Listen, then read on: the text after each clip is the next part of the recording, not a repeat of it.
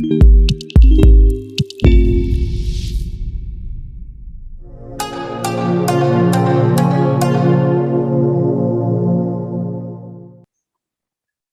everyone. This is D2 Kasui, and I'd like to welcome you to a special session of Urban Financial Services Coalition.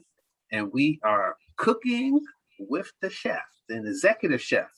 And so all of you who've had a busy day and had conferences all day today, or maybe went to the Federal Reserve's Banking and the Economy Forum, or maybe you just had a full day worth of work.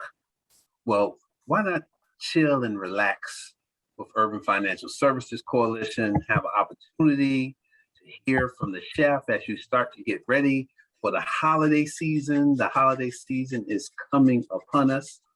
And for those of you who don't know much about Urban Financial Services Coalition, we're going to tell you a little bit about who we are and what we do.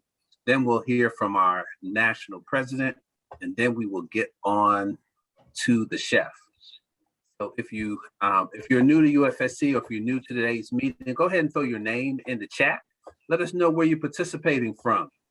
Yes, throw your name in the chat. Let us know what you're participating from. And then go ahead and throw your favorite holiday dish. You know, when you have folks come over and you got to do your thing, you know, what's your favorite holiday dish? Go ahead and throw that in the chat as we go ahead and listen to this brief commercial about Urban Financial Services Coalition.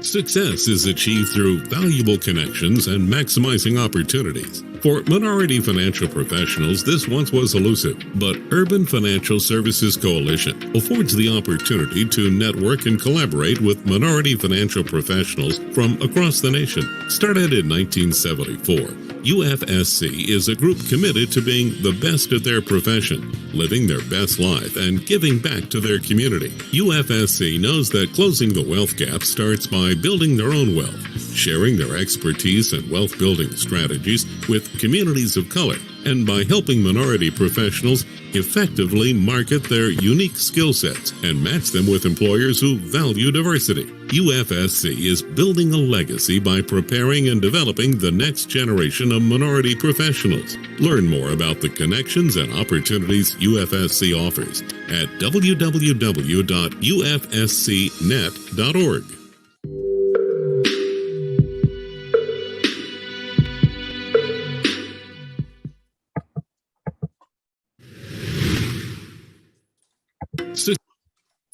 All right. Thank you so much. For those of you who are sharing, I'd like to now bring up our Urban Financial Services Coalition National President, Ms. Olame Trulove, for some open remarks. Thank you so much, Mr. D2 Kasui, and welcome everyone. Greetings to you all from the National Executive Board of Executives of Urban Financial Services Coalition. It is a pleasure to be here this evening. I am so excited, Chef Ausar, to take part in everything that you're going to share with me tonight. You know, we all have our favorite meals and our favorite dishes, but it's always good to know and to get another item on the menu. So I want us to do exactly as Mr. Kasui has said. Let's sit back, let's relax.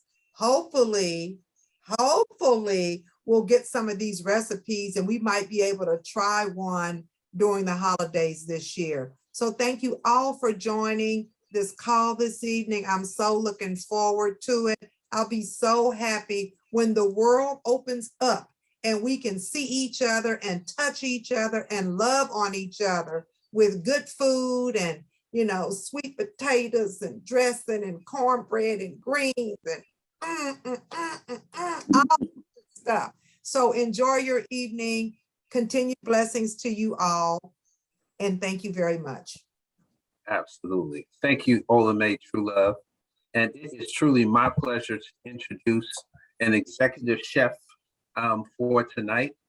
Our executive chef, the owner and executive chief of the Kitchen Magician Catering Company and Firehouse 15. Our chef was born in the Bronx, New York, and grew up in Long Island. His introduction to the gastronomic world started at the budding age of 6. So he's been doing this for a while. You know, he just wake up one day. As a child, our chef learned his culinary trade secrets while helping his mother prepare dinner. And see, I didn't help my mom at all. I just ate. His love and passion for food only grew stronger with time as he embarked on his culinary journey. During his junior and senior years of high school, he attended an extracurricular culinary vocational program. These early life experiences left an indelible mark on what would be the blueprint to his escalate quest for excellence. He has an associate's degree in culinary arts as well as a bachelor's degree in culinary nutrition from Johnson and Wales University. A few of the destinations in his culinary tour includes roles as the regional executive chef at the Southern region for Chartwell's, executive chef at the College of William and Mary and Virginia Commonwealth University. Particular highlights in his culinary career has been creating and inspiring both nutritious and appetizing meals. And he did a wonderful dinner for my wife. My wife gifted me with a wonderful private dinner at our home. The chef came to our house, prepared a wonderful meal. We had the candlelight out and he had a nice conversation. It was a wonderful anniversary. And I said, you know what? I can't keep this to myself. I need to share this with my UFSC family. Ladies and gentlemen, let's give a big round of applause, a big clap in the chat to the Kitchen Magician. Thank you for a great introduction. That's hard to top that one. Thank you. Well, one of the first things that we're going to do is we're going to make a apple cider. It's going to be you can spike it if you choose to. It just depends on what type of party that you want to have, you know, at your house, depending on what you want to do with it. But we're going to start with some cider. So I'm going to turn that on. I got the heat going on it. We're going to put some ginger in there. Now, so I just got some ginger sliced up right here that I'm going to go ahead and add in there. Now, if you look at, you know, ginger and you see the shape of it, ginger looks like intestines. So nature has a way of kind of explaining and expressing to us what something is utilized for, what its purpose is. So if you see sometimes people have a stomach ache or they don't feel well, they'll drink ginger ale. But really it's something in the ginger called gingerol, which is, it helps with digestion and, you know, stomach irritability and nausea. So that's why it looks like intestines. So ginger is your friend, okay? So next we're gonna add some cinnamon and cloves. Cinnamon helps with reducing blood pressure as well as cloves. So those are all good things you got going in it. Then I'm gonna have some slices of some navel oranges. So we're gonna put those slices in there. And then we're just gonna let that, you know, bring it to a boil and then let that simmer for about 20 minutes and let all those flavors infuse. And then you'll have yourself a nice apple cider. And once those flavors are all infused, if you'd like to add your favorite bourbon to it, or, you know, you can add your favorite cognac to it. And, you know, depending on what type of party you want to have, how high of the enjoyment level, you know, you go on and add your specialty beverage to that. So that's the apple cider. And rolling into the holiday season, you'll see a lot of apple cider available. And, you know, it's a versatile beverage. You can do a lot of different things with it. So it's not anything that you need to be bored with, because there's so much that you can do with it. And if at any time anyone has a question about anything, you can, I don't know if I could see like 2 people, but everybody else is sort of like a still picture. But feel free to ask me a question and I can answer it. Hey, Chef, so, yes, sir. I do have a question. Can we add Coke 45 to it? Is that Would that make You could put Coke 45 to it, but you know that flavor profile is not going to go as well with it. You know, I would say the cognac or the bourbons, browns will go real well with it. But you know, the Coke 45, if you know you want to go the more economic route, that's always welcome as well. You know, a little bit goes a long way on that Coke 45. So feel free to add that. I don't know if Billy D. Williams can join you for your party, but you know, hey, you never know what's possible. So while we have that, you know, it's starting to come to a boil. I'm going to move that to the back burner. We'll let that continue to heat up, and it's going to simmer for about 20 minutes. We can move on to the entree dish. So for the entree, we have something that's called a fall festive pasta. Now, moving into this time of the year, there's a lot of things that are in season, and when you get foods that are in season, it means that they're number one, they're readily available. Number two, they have their peak flavor. So the way that, you know, the rotations and cycles work is when things are in season, it's meant for you to eat them at those particular times. And they taste the best at those particular times. So things like butternut squash and pumpkin, that's why you see them associated with these holidays, is because they're in season, they're in abundance, and they're the most flavorful. So you want to get your hands on them, and not just for decoration. When you're finished with the decorative part of it, you could always slice them, roast them up, and make great dishes with it. You can make desserts with it. You can utilize them in your entrees as well. So with this fall festive pasta, one of the vegetables that we're going to use that's in season here is I got some roasted butternut squash. So what I did was I simply just peeled the butternut squash, and there's two ways you can do it. You can cut it in half, de-seed it, leave the skin on it, rub the side down that was inside. You rub that part down with some oil, put some salt and cracked black pepper in there, and put that part face down on a sheet pan and stick it in the oven and let it roast for about 45 minutes to an hour. That's totally contingent on the size of your squash.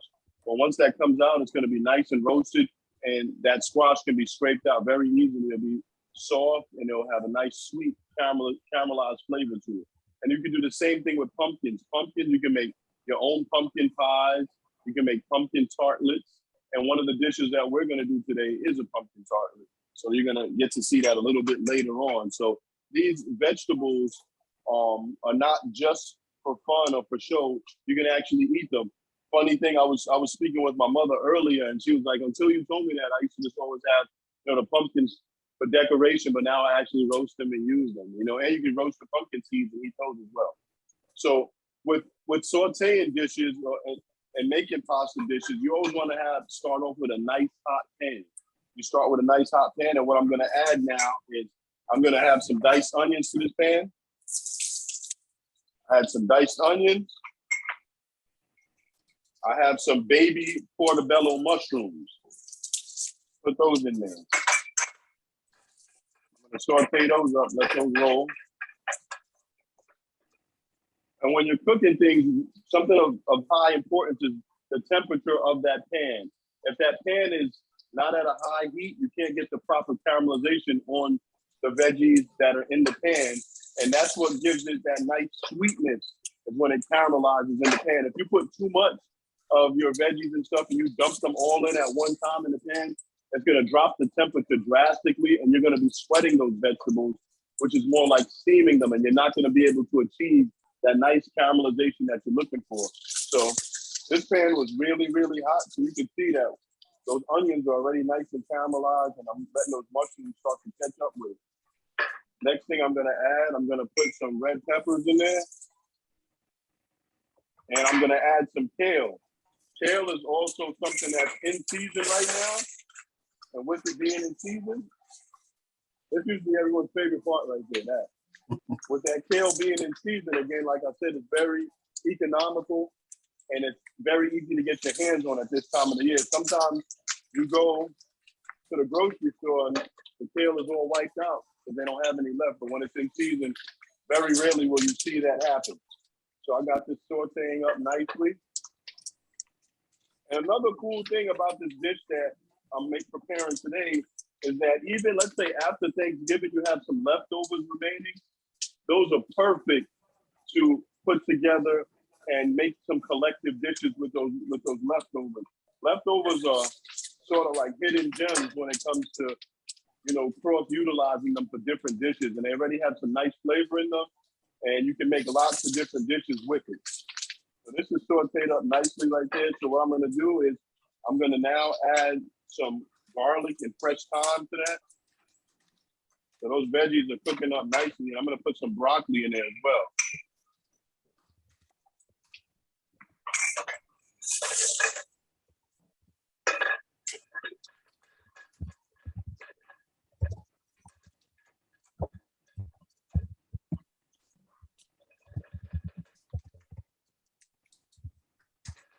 Now, some people's favorite part is coming up, deglazing the pan with white wine.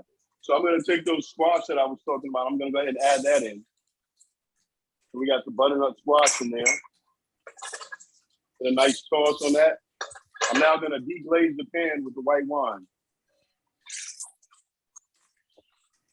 So I deglaze that now.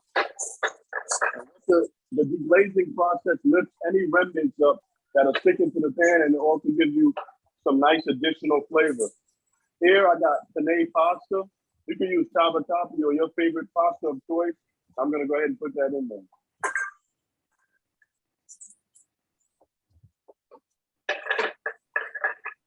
I'm gonna add some Himalayan sea salt and some cracked black pepper.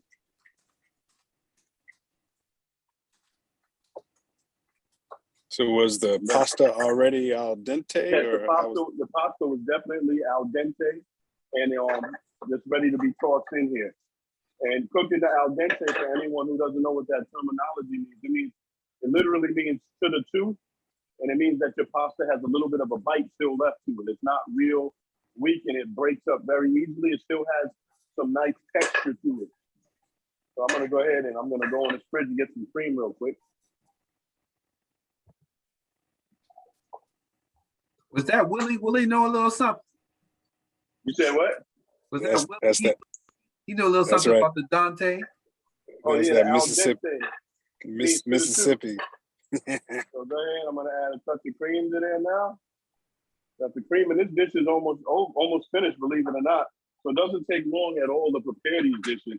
And if you see this is pretty much a combination of a whole bunch of different veggies, and the versatility that this dish has. You can add, let's say you had some leftover turkey, you can chop that up, put that in there. If you had some leftover chicken, you can chop that up and put it in there. If you had some shrimp, you could put it in there. If you wanted to grill a nice piece of salmon, you could put that over the top of it. So this is the beauty of this dish is that it has a great foundation of flavor and it pairs well with any protein. And you know, for anybody who wants to get a jump start on the New Year's resolution and eat a little bit healthier, there you go. You got a jump start on that right here. All right, and now I got some shaved Parmesan cheese. I'm just gonna make that rain over the top now. I'm gonna add a little bit of flat leaf parsley in that. And everything's marrying and coming together really well.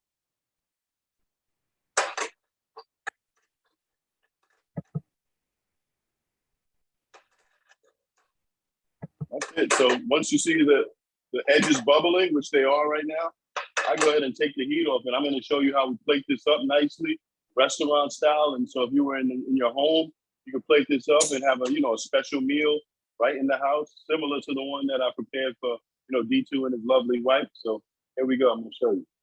So here's what it looks like right here in the pan. Nice little toss. So it looks just like that in the pan.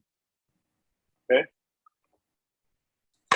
Delicious. So, Looks delicious. How far are you from Kansas City, Chef? Kansas City on a flight, I would say that would be probably a 4-hour flight. So nowhere is too far. I have a wedding in Texas in May, so I just came back from South Carolina because I flew out there for an event. Actually, this past Saturday, Friday and Saturday, I did 2 events out there. So there's planes that travel everywhere. All right, all right. Thanks for that information. Oh, no problem. Serve me up. Oh, for sure. You just let me know and we'll make it happen. All right. So we have this beautiful pasta dish right here, ready to go. And then what we're going to do to finalize it is we're going to go ahead and garnish it. You see, we eat with the eyes, So you always want to make something look really appealing. So I'm gonna go ahead and put some more of that flat leaf parsley on the top, some more shaved Parmesan right there in the center. And then what I'm gonna finish it with is I have some balsamic glaze. I'm gonna go ahead and just drizzle over the top. And there you have it. Beautiful festive fall pasta. Nice. Chef, I'll be over there to pick this up for dinner tonight. What'd you say? I said I'll be over there to pick that up for dinner tonight. Okay, yeah, and I'm also working on this new app that you can purchase. The information will be in the chat. There's a new app with Smell-O-Vision, and you can taste the food as well. So you can have a monthly subscription to that. I'll let you know the details on that shortly. Okay. Copy that. So Chef, are you that's on the Grubhub or DoorDash or anything like that? Oh, currently I'm not. Most of the time people contact me through my website or through social media. And most of the times I'm doing events or private chef events, but I do curbside pickup and delivery depending on the size of the order. But D2 has my contact information, and you can also follow me if you're on Instagram. On Instagram, I'm at Kitchen Magician Catering, and on Facebook, I'm the Kitchen Magician. So you can follow me on either one of those. And my website is kitchenmagiciancatering.com. Nice. And I don't know if anyone's in Richmond. I don't know if you've seen me before on CBS 6 News because I'm on there regularly. I'll be on again live November 9th at 9 a.m. I'll be on again. So if you could put that on your calendar, you can check me out. All righty. Anybody have any? Yes. I have a question. What else could you use instead of pasta? I know that. Okay, if you don't want to use pasta, you can use an array of different things. If you like risotto, you can use risotto. I don't know if you're familiar with that. You can use that. If you wanted to have something a little bit lighter, you can use couscous or quinoa. You could go that route. If you just wanted to even go lighter than that, you can serve that over a bed of mixed greens. Let's say you had some nice collards left over. You had a nice little batch of collards that left over. You put a nice little bed of those and put that vegetable mixture right over there and eat it that way. If you want to put that inside of a wrap, you put it inside of a wrap and eat it. So there's lots of different ways you can eat that if you didn't want to go with the pasta. Okay, thanks. You're welcome. All right, so now we had that cider that was simmering for a good while. So I'm gonna go ahead and put some of that in a glass so you can see what that looks like. So it looks really good. You can drink this warm, or you can put it in a container and let it chill in the refrigerator and have it cool. So this is clearly hot cider. So if you want, if you had to go outside and shovel the driveway like I did as a kid, this would work perfectly for you. Is that a mason jar, Chef? Oh yes, definitely. I don't have any moonshine handy, but we could also work that out as well,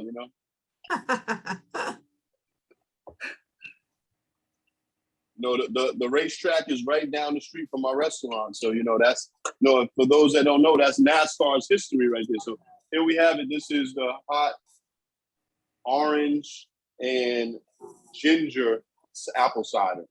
So back to what I was saying, NASCAR, that's how the inception of NASCAR came into being. They used to move bootleg moonshine. They used to move moonshine. So there would be one guy who would say, hey, they would have their souped up cars that would be able to outrun the police cars. So there'll be one guy to say, hey, my guy has a car that's faster than your guy's car. And they say, okay, well, we're going to meet up and race, and we're going to bet 2 barrels of moonshine on this. And there you go. That's how NASCAR began. So that mason jar has a whole story to it right there. All right. Sounds like it. Yes. Okay, so we got that pasta dish out of the way. So now we're going to move into the ginger snap pumpkin tartlet. So what we're gonna do is I have a nice bowl here. Move these things out of the way so you can see. All right, I have all my ingredients right here. All right. So first thing I'm going to do is I have some ginger snap cookies. You can take whichever your favorite ginger snap cookie is, whatever brand that is, and you go ahead and get that and you put it in a food processor. Or if you don't have a food processor, you go back to the old ancient way of putting it in a plastic Ziploc bag and just taking out all the frustration and anger on it for whatever happened early in that day. Then you smash them all up and then they look, crunched like that, powdered up. And I'll have some melted butter to that. So I'll take my melted butter and go ahead and put it inside of that mixture. And what I'm gonna do is just mix that around. All right. Is that a stick of butter? Is that Well, a stick that of right melted there, butter? well, that's probably like a half of a stick of butter, Okay, a half of a stick. But I've provided the recipes to D2 for all of the things that I'm preparing today. So he'll share them with you so you can see the exact specifications of the recipe. okay. When he has it. So Thank all right, you. so I got that. You welcome. So what I have here is a tartlet shell. Now these are pretty cool. You can get them online, Amazon, Bed Bath & Beyond, Walmart probably, but I don't know if you get this particular one. But the cool thing about this is it's a shell, but the whole bottom comes out like this. So that helps you with, not having things stick or things like that. You can push it right out. So what I'm gonna do is I'm gonna take that ginger snap mixture and press that in there, and I'm building my crust. It's real easy to make these things at home, and it's a lot more economical and it tastes a lot better. I know they have like those Keebler graham cracker crust, but believe it or not, you can get some store brand graham crackers, one whole box of those, and just melt some butter and make your own graham cracker crust. It tastes a lot better, it's a lot fresher, and you'll be a lot happier with the end product. So I'm making sure I push this in there nicely, spread it along the sides nicely, and I'm building my crust up. Okay, so now that I have that all in there, that's all in there nicely. You can see, spread that all in there like that. So then what you do after that point is you would take this crust right here and you'd bake it off. So you let it bake roughly like 10 minutes. And once it comes out, it looks like this. It's nice. So while that's there, we're gonna make the filling now. So what I have here, remember I said if you wanted to utilize those pumpkins that you have for decoration, you simply just cut that little stalk off the top, slice that pumpkin in half, scoop all the seeds out, rub the inside with some oil. You can put a little bit of salt on the pumpkin, put it face down with the hard part facing outwards and let it roast in the oven. And then you can scrape all of that stuff right out. But if you don't want to go through all of that, I have here some organic, some organic pumpkin puree. That works as well too. But the one that you roast in the oven will taste a lot better. So I'm gonna put that pumpkin puree in here right now.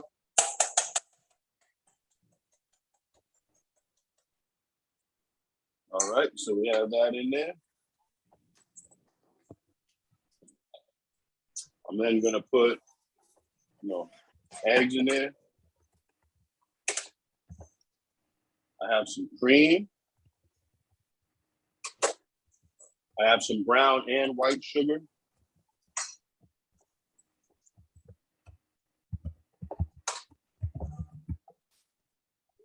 Got some cinnamon. And we're gonna add some vanilla extract. Boom. And being that it's already on pumpkin puree, you don't have to use one of those handheld mixers. You can simply just use a whisk and that will do just fine because the pumpkin's already pureed up nicely. That's whisked up beautifully. And you get to see what that looks like. So this is what the filling looks like once it's all mixed up. And then what I'll do at that point is that shell that I showed you earlier, I'm gonna go ahead and put some of that filling inside of it. So, go ahead and scoop that filling right in there.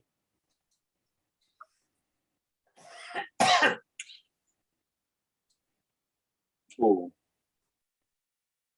And then this will get baked off, so it'll look like this. Can't really tilt it because, but it'll look like that. And then it'll bake 20 minutes, and I'm going to show you what the end product will look like.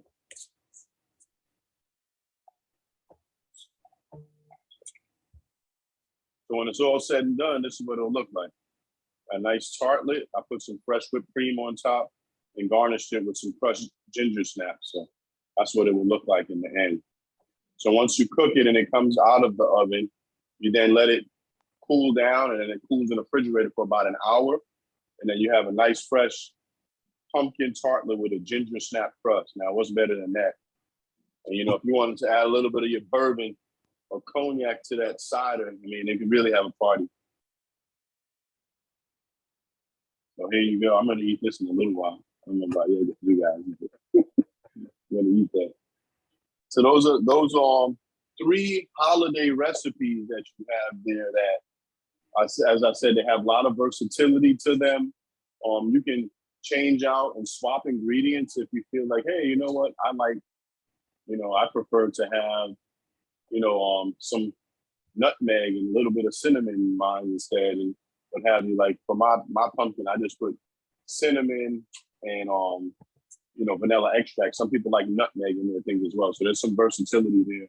The pasta dish, as I've shown you, could, as one person said, you can take the pasta out of it if you didn't want to and make risotto, or you can lay it over some brown rice or white rice or some couscous or quinoa. So you got lots of different ways that you can achieve a flavorful dish with ingredients that are in season.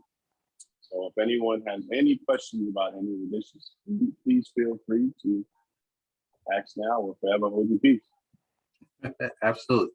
So, Chef, the recipe that you've made for us today, how many people would those recipes serve?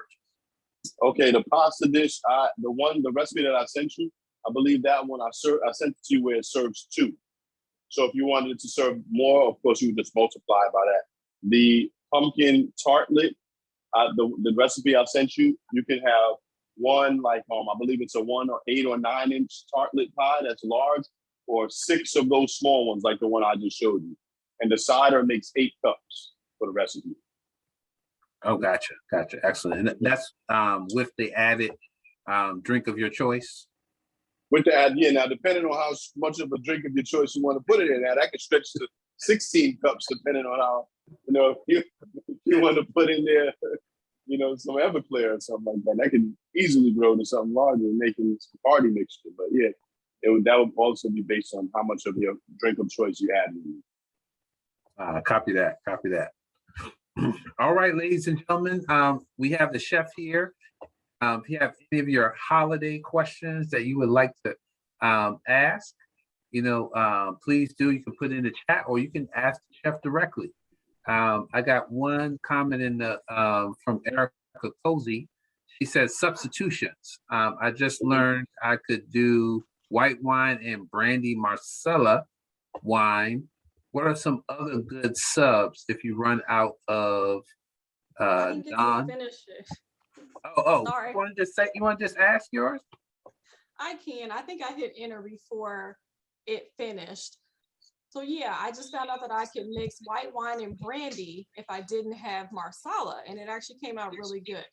So if you run out of something around the holidays, or if you don't have it, what are some good substitutions that you can think of? For instance, I don't know, if buttermilk or something. What are if you don't have any buttermilk, if you have some heavy cream and vinegar, you can make yourself some buttermilk. You can substitute it with that. Believe it or not, like, use the perfect example with the Marsala. You'll come to find out with food history, like those places are usually the recipes are usually named after regions and dishes people were preparing in those regions. And if you were making something called chicken Marsala, and you were also selling the Marsala wine, that would be really, really great if we need Marsala for that dish. Because, hey, without it, I can't make it. So that's typically the inception of how those items came into play with those particular dishes. But there's tons of different variants that you can put in to make up for ingredients you don't have.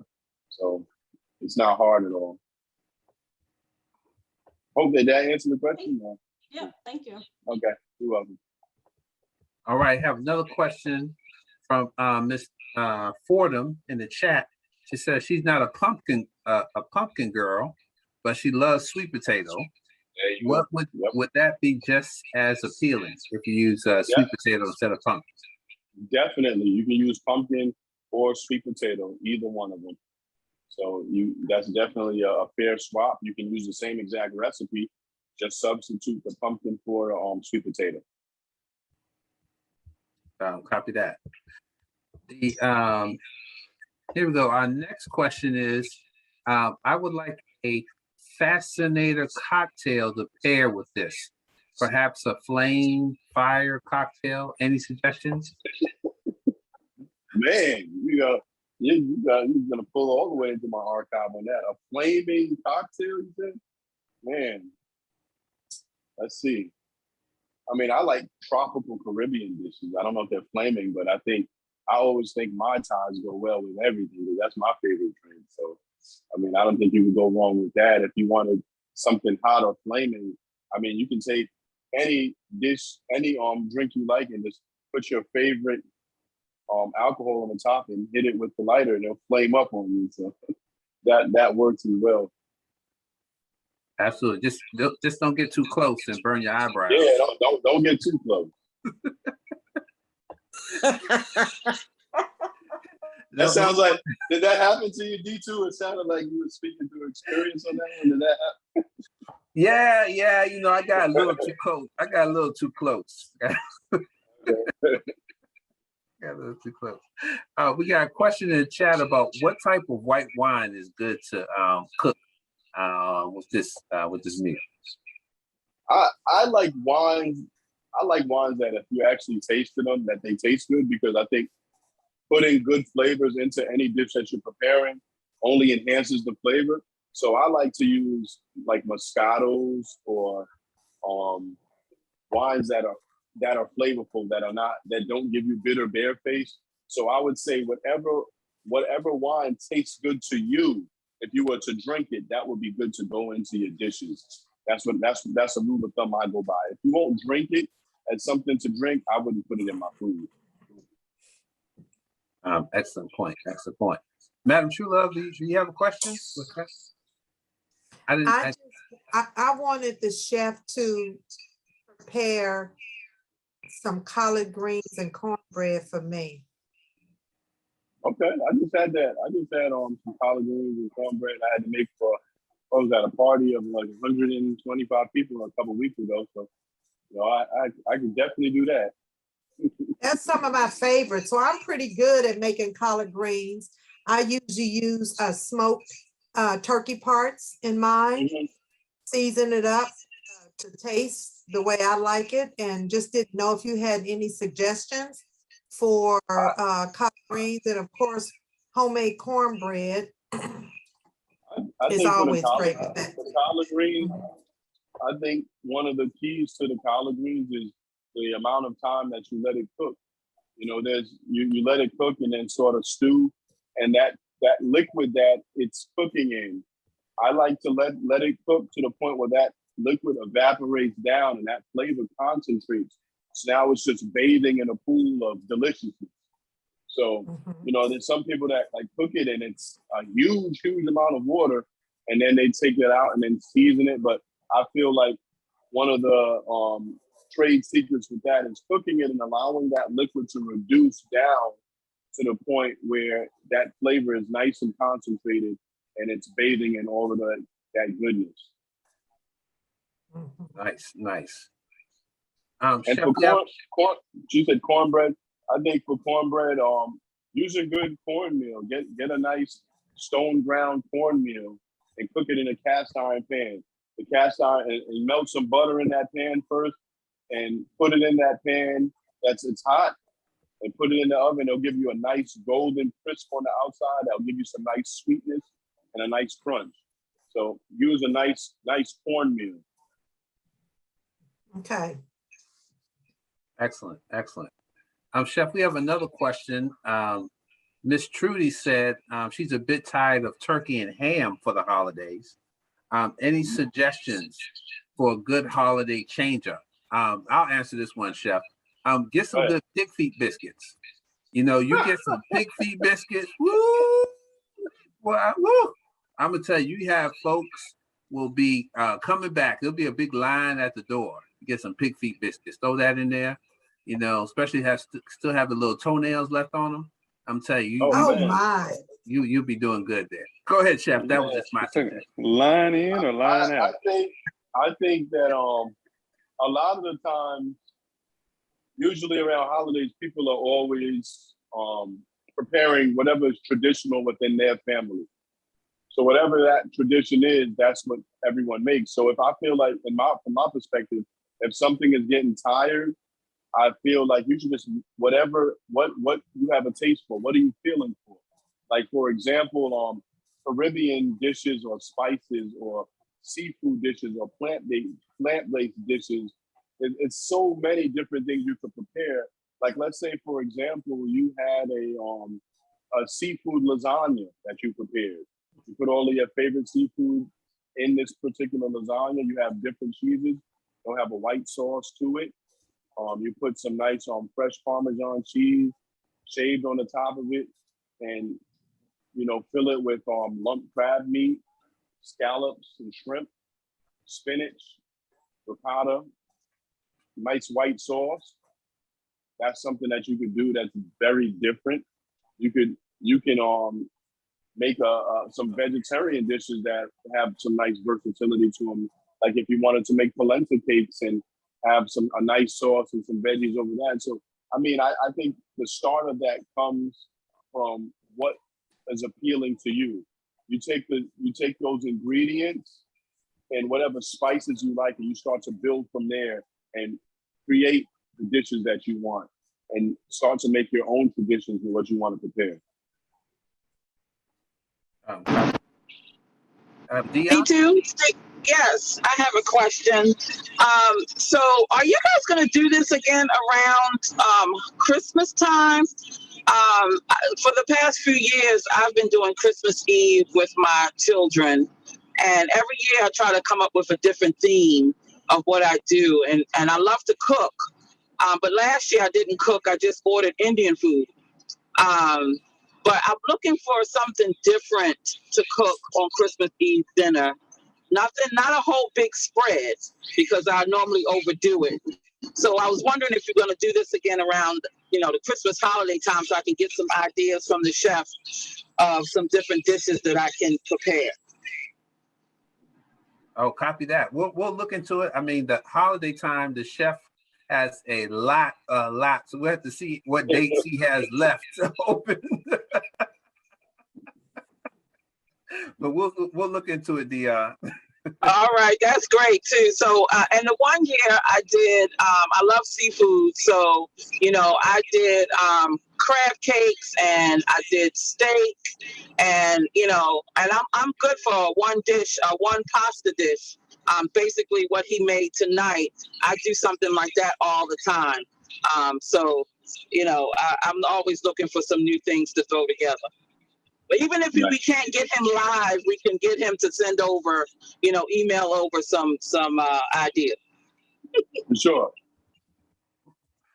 And I'm partial to the tradition of the holidays. I think people only have what the family wants, and what you do every year, you have that like once a year. So Thanksgiving, people look forward, or my family looks forward to Thanksgiving dinner, because they know they're going to have the turkey and the dressing and the prime rib and the ham and the brisket, and then all the trimmings with that. People tend, in my family and friends, tend to look forward to tradition. And I think if I were to prepare a fish dinner for Christmas, they would look at me like I was nuts. Well, and Ola, I have a lot of my family members that like the tradition, but I've been trying to get away from tradition. The foods that we cook around that time, we get fat. And so and so lamb is a good, I know lamb is Yeah. a good substitution for turkey and ham. Like, you know, we always cook a leg of lamb on Christmas time. So that's always a great substitution. And we smoked the turkey. We smoked the turkey one year. We cut the turkey in half and smoked it, and it was delicious. I did brine it for a few days. And it was delicious to smoke a turkey. And if you haven't had it grilled before, it's awesome to grill a turkey. You brine it and then you grill it on your grill, and it's really the best. I don't even bake them anymore. They all go on the grill.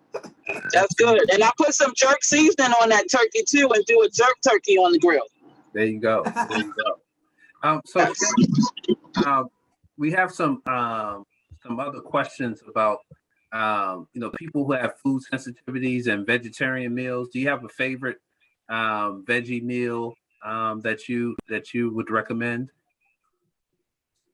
Yeah, that's tough because I love lentils I love Caribbean dishes. That's my family background, Caribbean.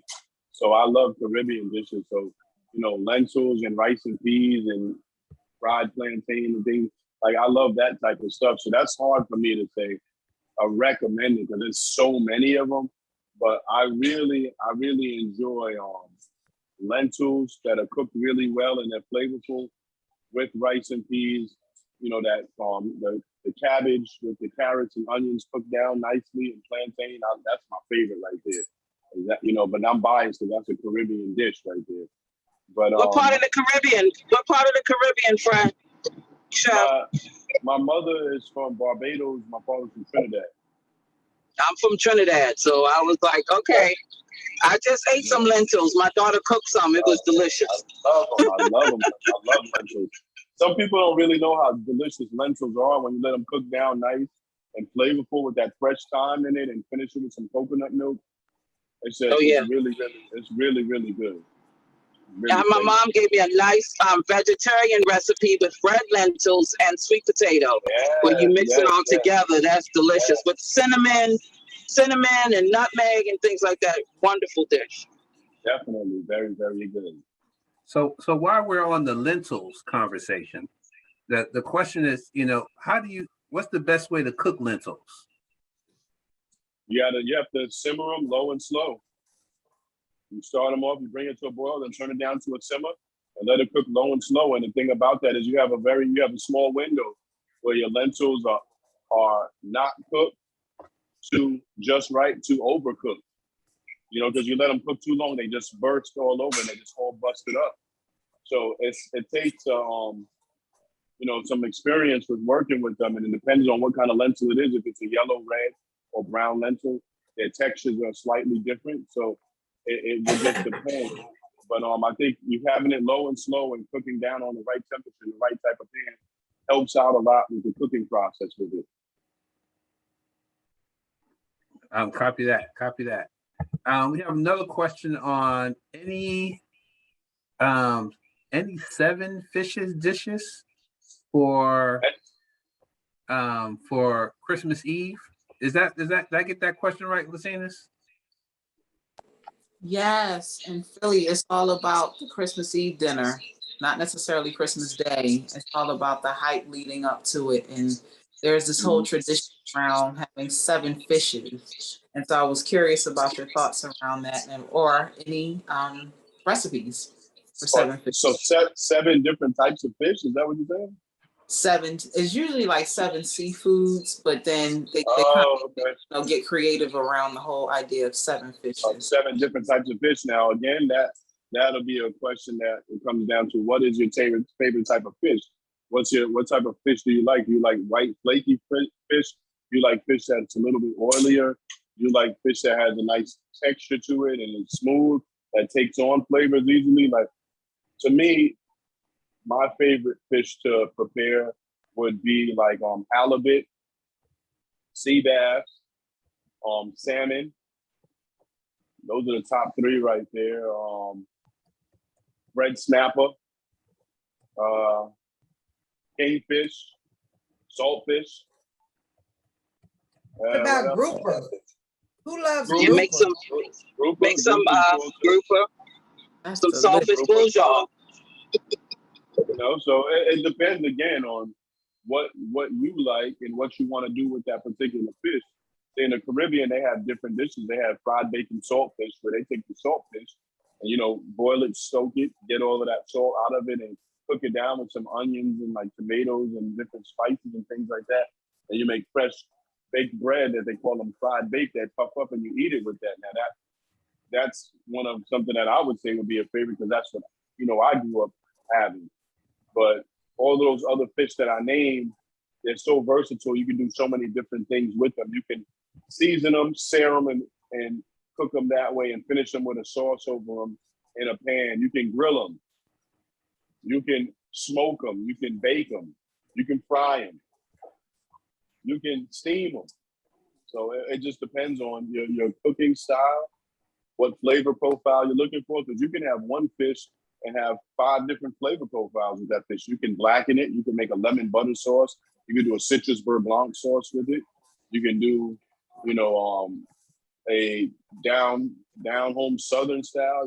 It's many different flavors you can go with. You can do an Italian style, Asian with a soy ginger teriyaki sauce. So it's so many different ways you can prepare those dishes with different flavors. Nice, thank you. Excellent. The another question is which chefs do you like which chefs do you like, and who do you follow? My mother is my favorite chef, and you know, as far as to say someone who I follow, I don't really follow anybody except her. You know, she's the best to me. She says I'm the best now, but I'll always give her that title. But I like Alton Brown. He's real scientific with his approach to cooking. So that's a similar technique that I utilize, because I like science a lot and I like to use that in my cooking and the techniques. But you know, I don't really have a particular chef that I would say is my favorite that I follow. You know, so I like to, you know, my family, everybody cooks in the family. So I look at a lot of stuff that we've always done as a family, and I try to embellish that and take it to a next level, and how it could be prepared on a 5-star magnitude. Copy that.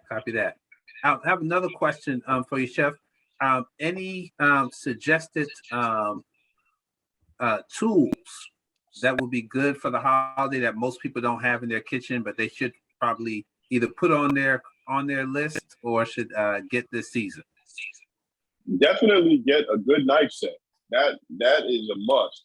I've gone to plenty of people's homes and I'll always ask them if they have a knife set, so I don't have to travel with my kit or my roll of knives. And they say, "Oh yeah, I got a set." And you get there, and that's not a knife set. You want to get something that's really nice, durable, and it's going to have some longevity. So a nice starter set that I would recommend is Wurststoff knives. It's German. You know, their prices are not too bad, and they last a long time. That saying, "You get what you pay for," is definitely applicable to a lot of the tools in the culinary realm that we use. You know, stuff that's a little bit more, you know, economic or cheaper, it usually breaks down faster on you. Knives that don't really have good weight to them, it's usually they don't have good weight to them because they're not made of a lot of metal. So then your blades are gonna chip, and you're not gonna have a lot of long-term use out of it. Like, I still have knives that I've been using over 10 years strong, still have the edge on them. I sharpen them with a sharpening stone, and I still use them. So you buy one good set, one good time, and you never have to buy it again. So if you, like I said, if you want to get a nice starter set of Wurststoff, would be nice to go with. My favorite knives are Shun, S-H-U-N, but they're really, really expensive. They're Asian, like Japanese knives. So like one of them, like a chef knife, one of them is like $350 for one. And so the I would the one that you had before, the Shun, what was the name of that one? Someone asked you to say that one. Wurststoff, Wurststoff. Ausar. They're German knives. Really, they're really reliable, and they have longevity to them, and they'll last. You definitely need good vegetable peelers. You definitely need a meat mallet. You need a thermometer, a nice thermometer. You can get one like this that I keep handy. Open it up. It even has a light on it right here.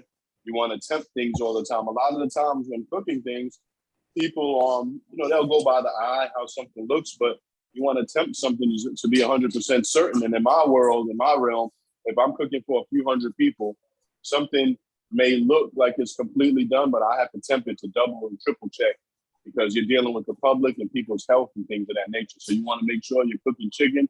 If I have a whole oven full of chicken and there's different variant temperatures within that oven, you want to make sure you temp them to the right, to the left, to the middle, and make sure they all hit that 165 and they hold that temperature for 15 seconds to make sure that they're done. So you want to have a nice thermometer as well. So a nice knife set, thermometer, and just your basic culinary tools like a nice vegetable peeler, a mallet, and a good cutting board.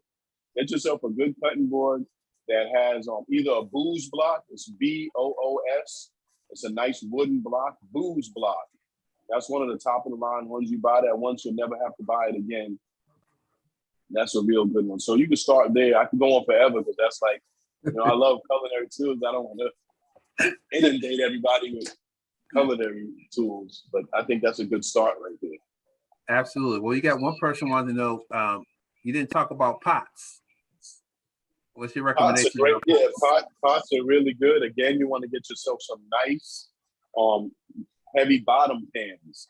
A lot like say, for example, you go to Walmart or one of these places and they get a nice pot set and they sell them, pot set $29.99 and it comes with 8 pots.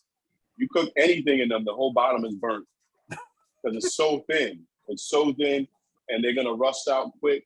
So if it takes you buying one good pan at a time, buy one good pan at a time. I'm going to tell you a little secret. If you buy your pans from Williams-Sonoma, they're very expensive, but they have a lifetime warranty. So anytime you buy stuff, I get mostly anything that I use in my house, I buy it from Williams-Sonoma. And also because I'm a chef and I have a business, I get a discount, so that helps too. But it's a lifetime warranty on it. If something goes wrong with it, you can bring it back to the store and they'll give you a new one. They'll trade it out. And if it's not available in the store, you can get in contact with the manufacturer and ship it back and get a new one. They guarantee all of their products. So, there's a reason why they cost what they cost. You want to get yourself some really nice, heavy bottom pots. If the pot has no weight to it, that means it doesn't, when you're dealing with heat, you're dealing with thermodynamics. That's the transfer of heat. And if you don't have a good material to transfer the heat, your cooking is not gonna be consistent throughout the product. So you want to have a nice heavy bottom pot that have weight to it. So that's where you want to go. Absolutely. Excellent. And one of the things, Chef, that people often have, especially when you're cooking for a large dinner party, how do you manage the food service to make sure that the food is not cold? Okay, that all comes down to timing. You want to always do things like, and I'll give you an example of that.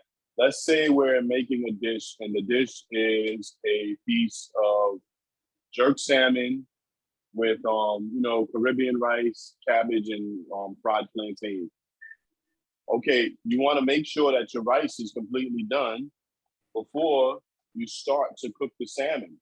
The salmon, from start to finish, once it's seasoned up, you get that nice grill or sear on it.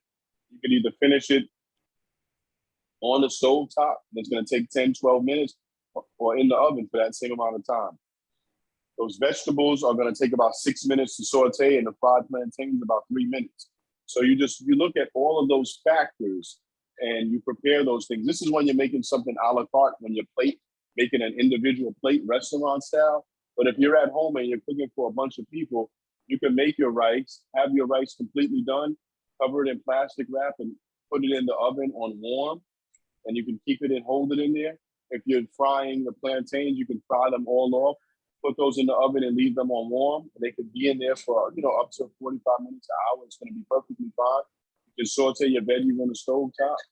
And the very last thing you'd want to do is your fish. So all of those things would be done already. You can put those in nice pans if you're going to serve it family style, and put them in those pans, have them sitting in the warmer. And the last thing you do is cook that fish off.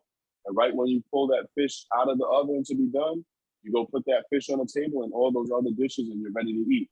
So based upon what particular item it is, the sensitivity of the shelf life or how long it's going to keep its quality is those dishes that are really important to prepare at the very end.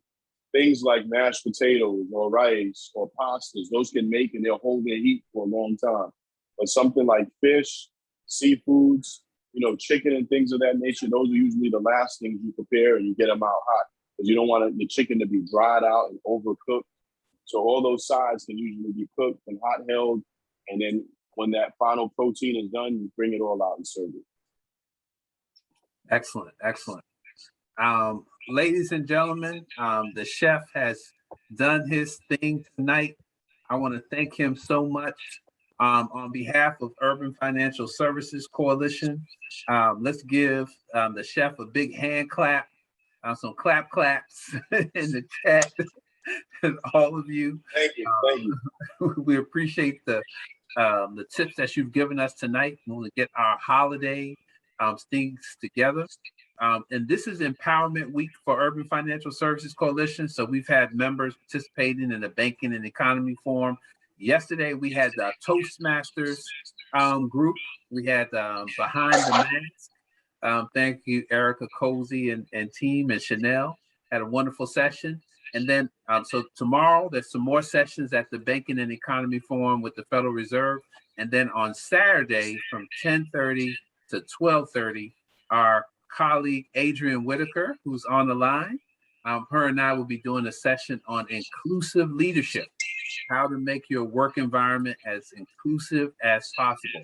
So you can go to our website, find out more information about that. And again, follow the Kitchen Magician. Chef, where can they find you? You can find me if you're on Instagram. It's at Kitchen Magician Catering.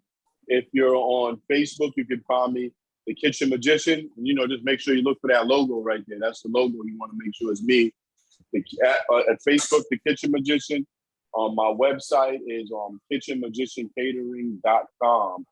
And speaking of the holidays, if anyone doesn't feel like doing anything for the holidays, every year I make up all the different dishes, and you can pick it up the day before or the day before that, leading up to the holiday. And all you have to do is set it and forget it. Like they say, set your oven temperature, pop it in, your mac and cheese is done, your yams is done, your collards is done, your cornbread is ready to just get popped in the oven. So all of those things I do. And I usually post that information on my website or my social media page. I do it for all the holidays, Thanksgiving, Christmas, New Year's, all of that. So just keep an eye out for that. And if anybody has any questions, you know where to find me. All right. Everyone, thank y'all so much. Have a great night and enjoy your holidays. Thank you.